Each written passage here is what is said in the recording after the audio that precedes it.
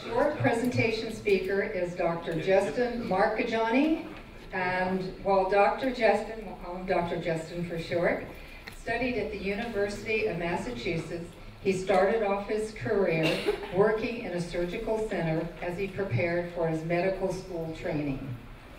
He was able to see where it shined, especially in the area of treating acute injuries and trauma, and also saw its shortcomings, which were most evident in the areas of chronic disease like diabetes, heart disease, and obesity, which currently plague our society today.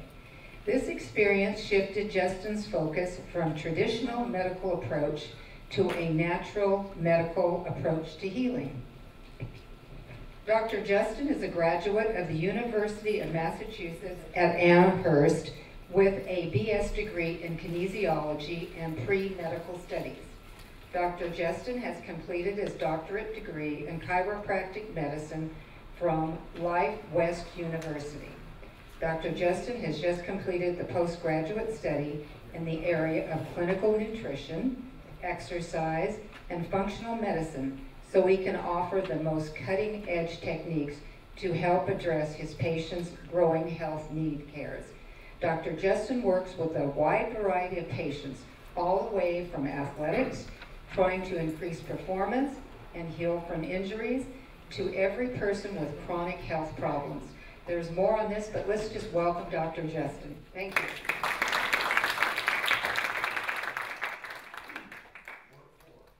All right, yeah, you got it. I got multiple microphones here, so hopefully there's no issues in hearing me here.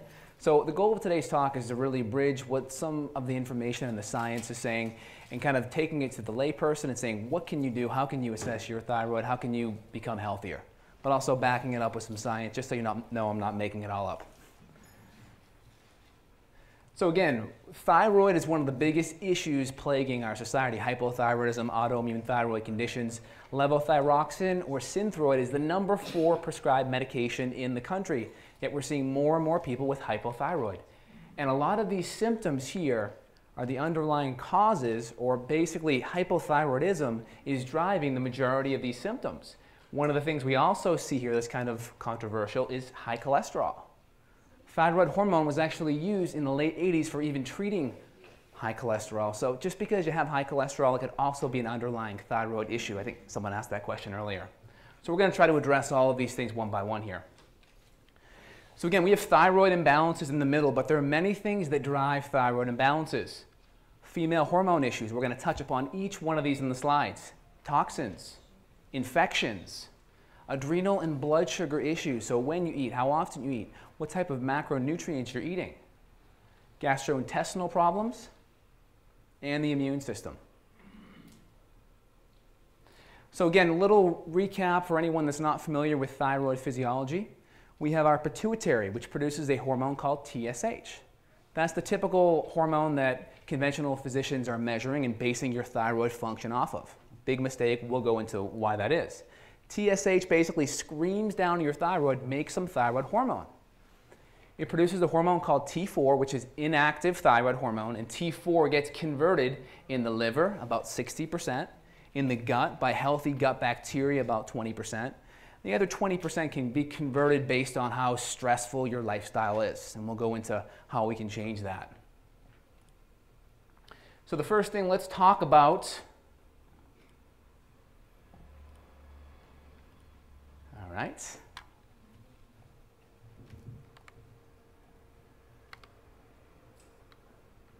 All right, so again, we have T4 over here. One of the biggest issues that we see in conventional medicine is the prescription Synthroid is a synthetic T4 molecule. Most people that have a thyroid issue have a decreased ability in converting T4 to T3. So typically T4 is given, we convert it to T3, there are specific enzymes involved here, and we're a happy camper, because T3 is our active thyroid hormone. But we have various stressors here, whether they're cortisol imbalances due to blood sugar or inflammation, selenium deficiency. Dr. Ames was talking about various macronutrients. Selenium affects basically the key enzyme in converting T4 to T3. Gastrointestinal problems, insulin imbalance. A lady was talking about triglycerides, and that's commonly associated with insulin resistance.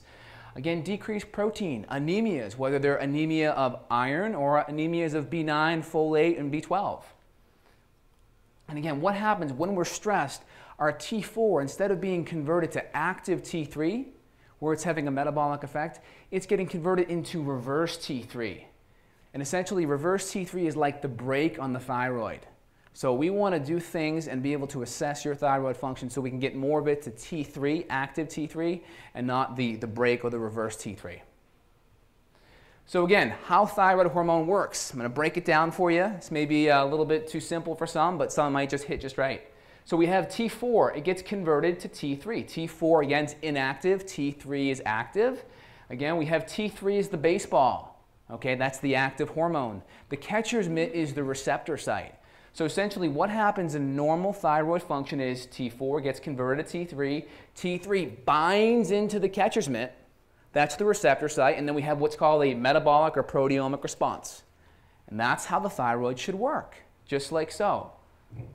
Gives you an idea how the lock and key receptor thyroid hormone works here. Now, typically, one of the biggest issues we're seeing in thyroid problems is almost 90% of all thyroid issues are autoimmune in nature, meaning the immune system's actually attacking the thyroid.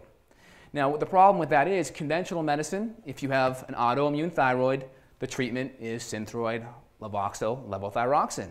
If you don't have an autoimmune thyroid, the treatment's exactly the same. You see how specific our medicine is today? So we want to actually get to the root cause. If your immune system is destroying your thyroid gland, watch what happens. I'm going to show you. It's a little bit different. So we have T4, gets converted to what? T3, great, you guys are following me. T3 then supposed to bind into the what? Into the catcher's mitt, yeah, exactly. But the immune system, the cytokines and various interleukins are actually blocking the receptor site.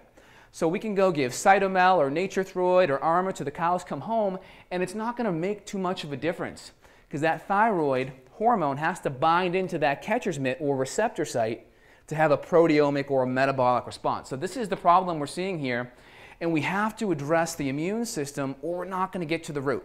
And that's kind of my goal here, is to give you guys information, science-based, so you can apply it and make yourself healthier. And as you can see, this came out in 1988. Autoimmune conditions are associated with 90% of hypothyroidism. So 90% of people are hypothyroid, and guess what? I see a lot of patients in my practice, they just come in with a TSH, and they're like, my thyroid's normal. At the most, we'll see TSH and T4. We won't see any antibodies, we won't see any free fractions of hormones, we won't see any reverse T3, and we'll go over that. So this is important because 90% of these patients are there, and I had one that walked into my office today. So again, this patient walked into my office today. She was told she had normal thyroid function. You can look at the cascade. I'll let you guys tell me where the problem area is. Little key, it says abnormal high. Her anti-thyroglobulin antibody is off the chart. So this is basically an immune marker. It's basically saying the immune system's coming in and stabbing the thyroid gland, all right, irritating it and eating it up. So then her Kaiser doctor said, well, I think we should reassess this. Ran new test, TSH and TPO, and they said, oh, it's normal. I said, but no, it's the anti-thyroglobulin antibody, not the TPO here. I always run both of those, but you can see, you know, looking at my assessment compared to the, you know, Kaiser person, a little bit more thorough here, okay? What's the name of that antibody again? There's two. There's TPO antibody, thyroid peroxidase, and anti-thyroglobulin antibody. That's typically associated with autoimmune Hashimoto's. So again, why is thyroid autoimmune disease so prone? Great article. Essentially summarizing everything, we have genetic predisposition. Certain genes make us predisposed. We have the environmental toxins, certain nutrient deficiencies, which kind of dovetails in with what Dr. Aim talked about. And we also have the endogenous things. We have hormones in our environment, we have molecular mimicry, we have all kinds of things in the plastic and pesticides, and we'll touch upon that briefly. All right, so again, right here, you can see we have different chemicals such as polybrominated diphenyl ethers, PBDEs for short. You may know these as flame retardants. They're also in soft drinks. They're also in refined vegetable products. Again, really bad. Bromine, if you look at the periodic table of elements, it's a halide, all right? So you have your iodine, which is the molecule that's supposed to be in there, but below it we also have chlorine. We also have fluoride as well. Again, for anyone that doesn't know, fluoride was used in the 1940s to treat hyperthyroidism, meaning it knocks down your thyroid. So if you have a thyroid issue, you shouldn't be drinking fluoride water. And again, the list goes on here. We're going to see it in our pesticides. We're going to see it in phthalates. Phthalates essentially are in the plastic bottles. BPA is also in plastic bottles as well. Number 7 bottle is BPA. Number 1 is phthalates. Stay away from those. And again, you see it all in women's cosmetic products. And we're going to go over a couple of different reasons why women are so prone to these autoimmune conditions, multiple times higher than men. I'm postulating, I don't have research behind me per se, but you can see women engage in using some of these hygiene products more than men. And there's a couple other hormonal and immune markers as well.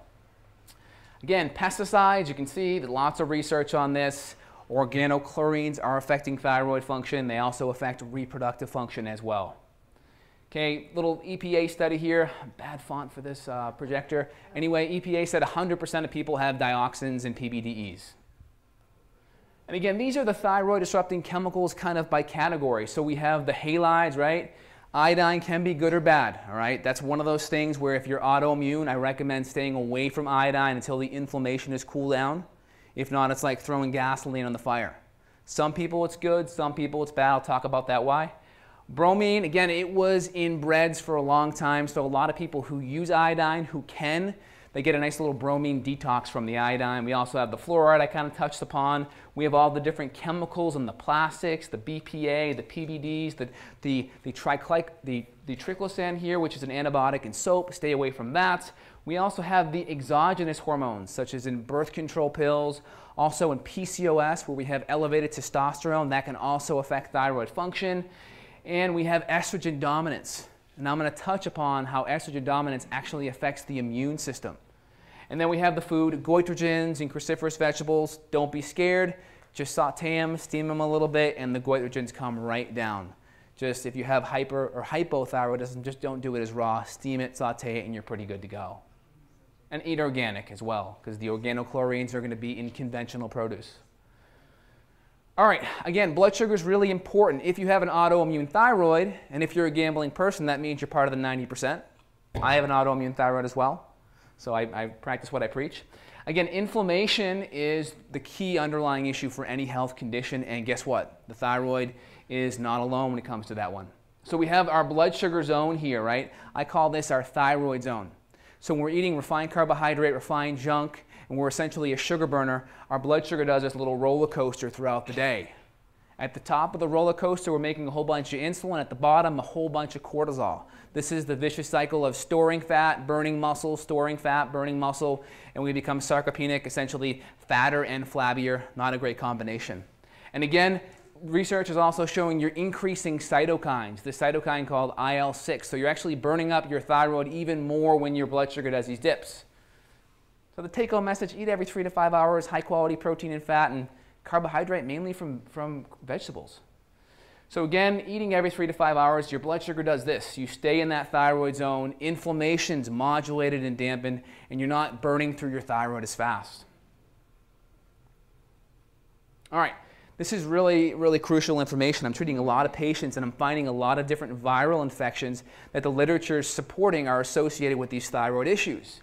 And you can see the biggest one that I'm seeing is Epstein-Barr, otherwise known as mono, or the kissing disease, if you will. And you can see when you look at thyroiditis right there, 4 down, you see 2 stars. So there's a really, really big association there. And we're going to talk about that right now and how that correlates with autoimmunity. So this is the woman's cycle, right? First half of the cycle, we make a whole bunch of estrogen. Second half, we make a whole bunch of progesterone. So what typically happens when we're stressed or eating bad, the progesterone in the second half of the cycle actually falls out. You see how that drops? It's one of the main causes of infertility, but the question I have is, where's the progesterone going? Well, progesterone's going down this pathway for cortisol, because cortisol is dealing with stress, it's dealing with blood sugar irritabilities, and one of the biggest things our endocrine system is trying to deal with is the onslaught on blood sugar stability. So again, as progesterone starts dropping, we go into this phase called estrogen dominance, okay? So typically we have progesterone and estrogen ratio. Progesterone is about 25 times higher throughout the monthly cycle than estrogen. Not quite drawn to scale there, but as you can see, when that cortisol gets converted from the progesterone, so the progesterone drops, watch what happens to our ratio. Estrogen starts creeping back up and we go into this state of estrogen dominance. And what that's doing is this. It's actually modulating our immune system. So Dr. Ames touched upon that. We have this CD8-CD4 ratio. Typically we want to be balanced. And what we see is when we have this estrogen dominance, this is why thyroid issues are 5 times more common in women, is we start to see a ratio of CD4 becomes greater than CD8. So our cytotoxic T cells, the ones that are guarding the entries and attacking at first sight of an enemy, become smaller. And we see a ratio of 3-to-1, 4-to-1, 5-to-1 if we want to run a blood test testing those molecules. And again, what this is doing is a great study out of University of, I think it's in Australia, Dr. Pender. What he found was the deficiency in the CD8 T cell, essentially predisposed by the estrogen dominance, the low vitamin D, and the EBV, the Epstein-Barr virus, essentially was creating a B cell infiltration, meaning different immune cells were coming into the glands of various tissue and destroying it. So this is what he found. He created the steps to autoimmunity. So essentially CD8, right, drops. That means the ability for our immune system, the Navy, the Army, the Air Force to attack the invader goes way down. So people can enter our body or our country and wreak havoc on different parts of it, whether it be organs or different tissues. And the interesting thing is even vitamin D doesn't help because these viruses actually deform the receptor site. So vitamin D can't even go in there and actually help out because vitamin D would help bring that T8, that CD8 back up, but it's not able to. And we'll talk about strategies how to actually fix that. So essentially our adrenals and our thyroid talk to each other, all right? We have the HPA axis and the HPT axis. Brain talking to pituitary, talking to adrenals, brain talking to pituitary, talking to thyroid. And I'm going to make it really simple. This is so confusing. I get it. My goal is to really streamline everything here. Again, we have the brain. We have various feedback loops. So brain talking to adrenals here, brain talking to thyroid. Think of those axes as thermostats, right? If it gets really hot in here like it is now, the AC should be on. If it gets too cold in here, the heat should come up. That's like these feedback loops. So essentially we have our adrenals that make sex hormones and cortisol. We have our thyroid that makes T4 and gets converted to what? T3, great. And again, we have cortisol, which is an important mediator or hormone in thyroid conversion. So essentially what happens, we have stress. When that stress is activated, it could be the blood sugar stuff I talked about. It could be infections. It could be chemicals. It could be emotional stress. It could be sleep. That stress becomes activated, and these feedback loops, or the thermostat, become broken. And the brain has a difficult time talking to these organs.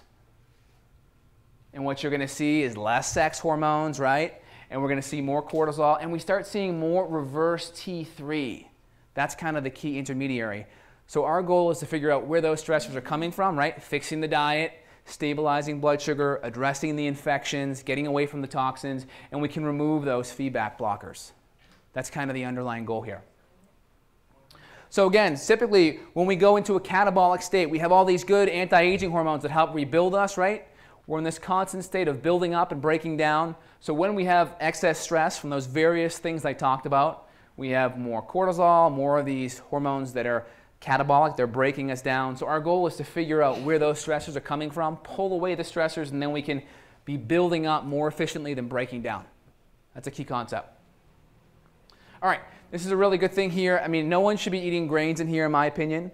One, they're nutrient poor, they're inflammatory, and they're very toxic, and they're one of the most stimulating compounds on the immune system, according to a gastroenterologist at University of Maryland.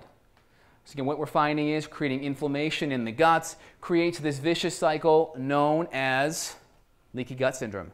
And they're finding a strong association with gluten sensitivity. I'm not going to say celiac per se, but gluten sensitivity with these autoimmune conditions. And when we know that 90% of thyroid issues are autoimmune, we have to look at the strongest stimulators according to research. So what's actually happening is this. Let's go over that. We have all these different stressors above. We have the gastrointestinal barrier here. So this is a great analogy I use. Put your hands together like this. These are the tight junction cells in your gut, All right? When inflammation occurs, whether due to infections or gluten or inflammatory foods, the gut lining comes apart a little bit, and undigested food particles can actually get through that gut lining, get into the bloodstream, where the immune system sees it, and then there's a case of mistaken identity or molecular mimicry. Essentially, the cops see a Honda Civic, they call in an APB, and then the cops pull over the next Honda Civic that it wasn't the original Civic, right? Same thing. We see gluten proteins, we see casein proteins. The immune system tags it. It sees other organ tissue like the pancreas or the thyroid with similar surface proteins. Case of mistaken identity, creating inflammation and this whole entire cascade. So again, what's happening? We have stress. That stress could be blood sugar, emotional, sleep issues, toxin issues. This breaks down our immune barrier in our gut called IgA. This is an antibody that's designed to attack things that come in that shouldn't be there. Again, food allergens, infections and toxicity, nutrient malabsorptions, and then we see the weakened immune system, and this is the vicious cycle that we see with every single autoimmune patient. And so essentially, this is kind of the gut right here. This is the whole cycle. This was our nice, healthy, tight junction. And being exposed to these chemicals, our tight junction is going into that. Again, one more time, so you can see that's healthy, and that's not. And what the research is showing is inflammation or fire in the gut equals fire in the brain. So that leaky gut now translates to a leaky brain where we're having cytokines and inflammatory molecules go out of the blood-brain barrier, crossing into the brain and igniting off these cells called microglial cells. All right, these are immune cells in the brain, and once they turn on, they don't turn off. So they're just causing all these pop, pop, pop inflammations and destroying neurons. Not a good thing. All right, so now let's go into thyroid treatments and kind of talk about what's conventional, what's natural, and the pros and cons of each. So we have T4. T4 on one side, that's natural T4 right here, tetraiodothyronine. And then we have the synthetic T4 on the right, known as Synthroid, Levoxyl, or levothyroxine. You can see, you don't have to be an organic chemist, but you can see a little bit of a difference here with the Na molecule on the end. Anyway, it's different because it can be patented. We can't patent these natural molecules here. We can patent synthetic ones. That's why T4 is owned by Abbott. All right. Then we have T4 gets converted to T3, tri-3-iodothyronine. So the tri comes from the 3 iodine molecules. Tetra, meaning 4, comes from the 4 iodine. And again, this is the different molecule. So I'm more of a natural guy, so my bias is towards the more natural, biologically appropriate hormone versus the synthetic hormone. And again, with a natural glandular, right, you're also going to be getting T2, T1, and calcitonin. Calcitonin is really important at regulating calcium balance as well. So you're getting about 4 or 5 different hormones versus the one that you may get in a conventional thyroid medication. So let's review the options here. All right, we have Abbott's Pharmaceuticals, Synthroid. It's got cornstarch in it. It's got a couple of different food additives that aren't too good and inflammatory. We have Cytomel made by King Pharmaceuticals. That's synthetic T3. So some doctors will give Synthroid and Cytomel. I don't recommend it. There's additives, there's fillers, and again, it's not biologically appropriate. And if you're autoimmune, you're still not fixing the problem. More natural approach, you have some Armour. Armour's now has dextrose in it. It's got some corn sugar. They reformulated it in 2009. Some people aren't responding the way maybe they used to. They find chewing it now actually helps because of the higher fiber content. Urfa, that's basically Nature-Throid for Canada. That's a natural glandular for Canada as well. That's a better one. My bias is towards Nature-Throid. It's gluten-free. It's got a lot of the additives cut out, pretty hypoallergenic. And you got T4, T3, T2, T1, and the calcitonin. So you could go with Nature-Throid or Armour. I like Nature-Throid. That's my bias. There's a couple other glandulars I'll use as well. So again, really simple. If you're on Synthroid and you want to get it converted, just go to your doctor and say, hey, I want to try this natural stuff. Just make sure you realize that you should be addressing the blood sugar and the infections and the autoimmunity. Because if you just get it changed over from a more natural brand, again, you're still not fixing the root problem, right? So again, you can say, hey, this is my dose over here. Let's get it converted over here to an Armour or a Thyroid, a Nature-Throid. The biggest thing I see with doctors is they tell you, well, it's not stable. It's the dosages are funky. Again, this is USP here. So what USP means, United States of Pharmacopoeia, it's held to the same standards as any drug is. So it's exactly what it says, all right? So that's kind of the big thing I get a lot. So we just get it converted to a Nature-Throid, and we do a couple things to fine-tune the dose. And that's the key here. We'll talk about that, I think, next. All right. This is what your lab tests. This is why your lab tests are normal, but you feel sick, right? 95% of the population fit in that standard deviation of what's considered normal. And you know, just looking out there, 95% of people aren't healthy or what I consider normal, right? A small percentage. So in functional medicine, we're taking that range and we're narrowing it down and we're looking at it through a lens of good, better, best. You know, are you healthy? Can you be healthier, even better? So that's kind of how we're looking at it. That's the spectrum. That's the filter. And again, right here, I can't really read that too well. What that says is that TSH is a terrible marker for looking at thyroid function. And typically, TSH is a pituitary. It's a brain hormone. Looking at brain hormone and looking at thyroid function, we're kind of extrapolating a little bit here. We should be looking at the actual thyroid hormones. We should look at TSH, but we should look at the whole beautiful cascade that comes from that, not just from the brain, all right? And we'll talk about how that looks. So again, lab test. This is a lab test from my wife here. You can see she's got her TSH up here. We look at T4, total, and T4 free. The free really is what matters the most because that's what has the ability to bind into that catcher's mitt. T4 gets converted into T3. We have total and free. And then we also have our reverse T3, and we also have our antibody. So you can see, we see she's not autoimmune. That's important because if we just give her a whole bunch of thyroid medication, even if it's natural, it's not going to have a great effect. But you can see here, when you look at it in the functional range, her free T3 is getting close to the low end of it. So we're going to have to support her free T3 a little bit so she can have a higher metabolic response. I like being in that top 75% of the functional range. We want to have a high metabolism, the ability to create energy. Thyroid health is really important. Thyroid receptors are all throughout the body, in the brain, on every single cholesterol molecule. So we want good thyroid function. So again, I like my T3 and my T4 at the top 75% of the range. All right? And as you can see here, we also have functional ranges. So we have the big lab range. We've narrowed things down and made it a little more simple.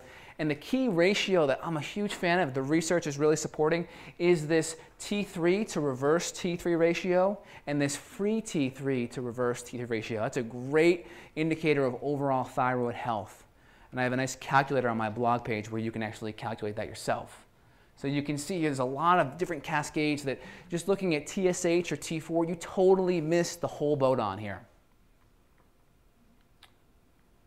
And again, the next thing is, okay, great, we have some lab tests. You know, running labs every month is kind of expensive, it's kind of annoying. So we can also look at temperature, right? Thyroid affects your temperature. What I do is I'll use this chart. Axillary temperature, 97.8 to 98.2 in the morning is ideal. All right, oral temperature, 98.2 to 98.6. So we stick a thermometer in your armpit. I recommend a specific kind of thermometer, Dr. Wilson's brand, but you put it in your armpit here, let it sit for 10 minutes against your skin, and then you can find out where your temperature is. What you're going to see, if your temperature goes up and down like these big spikes right here, that's a sign of adrenal stress. All right, so you see that right there. That's adrenal stress. So as you can see, if it's low, if it's below that 97.8 right there, that's low thyroid. If it's up and down like these peaks and valleys, that's adrenal. So if you see adrenal and thyroid stress, you can see it right on a temperature chart. As the patient gets higher here, the thyroid's starting to evening out. You can see the in-laws come in, what happens? Adrenals get stressed. You can see right here, exposure to gluten or grains, right? Adrenals get stressed. So it's a nice little indication of how your body's doing from a thyroid perspective, from an adrenal perspective, and you can do it every day and it doesn't cost you anything to do it. So we kind of gave you guys a lot of information. Action items: eat organic food, stay away from pesticides and chemicals. You should all make sure you're checked for different infections, reactivated mono, different parasite infections. Everyone should be infection-free. That's my main goal here. Eat every 3 to 5 hours if you have fatigued adrenals and thyroid. Good fat and good protein, coconut oil, grass-fed meat, all that's super important. Be a fat burner. It's way less stressful on your body, on your pancreas, on your thyroid, on your adrenals if you're burning fat for fuel throughout the day versus sugar. Where's your stress coming from? Get some functional tests. Look at your thyroid, the whole cascade. Look at your adrenals. Get a good blood panel to assess things. Again, you're only one decision away from getting healthier. This is a super, it gets really confusing with all the different factors that come in. Feel free, I do this for a living. This is my main thing. I'm really specialized in thyroid because I had thyroid issues myself. If you want me to look at your thyroid test, feel free, go to my site. You can always schedule an appointment with me via the phone or in person. We can take a look at it and kind of map out some strategies on where the next step for you may be. And I hope everyone found this information applicable, resourceful, but also you can actually use it right now. Thank you. Appreciate it. We'll do 2 questions and fast answers though. Sure. Just in Health. I have cards up here too if anyone needs cards. Grab them. JustinHealth.com. JUSTIN. Yes, sir. You know, I like the way you started out by saying or explaining why the TSH test is no good because it's a problem with receptors. Exactly. So the levels of thyroid hormone, or T3, don't solve the problem necessarily, although sometimes they can overcome it, some of the receptor problems. But then you gave us, like, I think 3 or maybe 4 different ways in which the receptors could become dysfunctional. Right. One was the autoimmune, which I think is linked to the cytokines, is that right? Yeah, yep. And then the second is the virus, and the third one was the virus deforms. What's the third one? Well, you're going to have the leaky gut. The leaky gut's going to be a strong stressor. Now here's the thing though, don't we need to attack each one of those separately then? Because if we can get the receptors to work and we have adequate thyroid hormone, everything's going to work. Exactly. You have to periodize things: blood sugar, diet, lifestyle first, adrenal, hormones, thyroid, gut, virus infections, detoxification last. That's got to be the way you do it. If not, you get die-off reactions and all kinds of other issues. So you got to periodize it. Well, now how do you deal with the autoimmune though? Autoimmune, you're doing all the things to calm the immune system. Vitamin D, stabilizing blood sugar, sleep, staying away from things that cause you cancer, right? Carcinogens and such. And then once you do that, you're stabilizing the adrenals and the thyroid. Then you're getting rid of the infections. Because a lot of the infections and metals and toxins are in the hepatobiliary tract, they're excreted, so that's all messed up. So Hashimoto's is reversible? Yeah, I have no antibodies anymore. Okay. The study selenium for 3 months, 200 micrograms. One study they dropped antibodies significantly. I had a patient, 1,500 antibodies, 2 months, he's now down to 500. It can fluctuate though, but that's why you keep track of it. You want to be scientific. Yeah. Any other questions? Thank you very much. That Thank you. was great. Very appreciated. Thanks.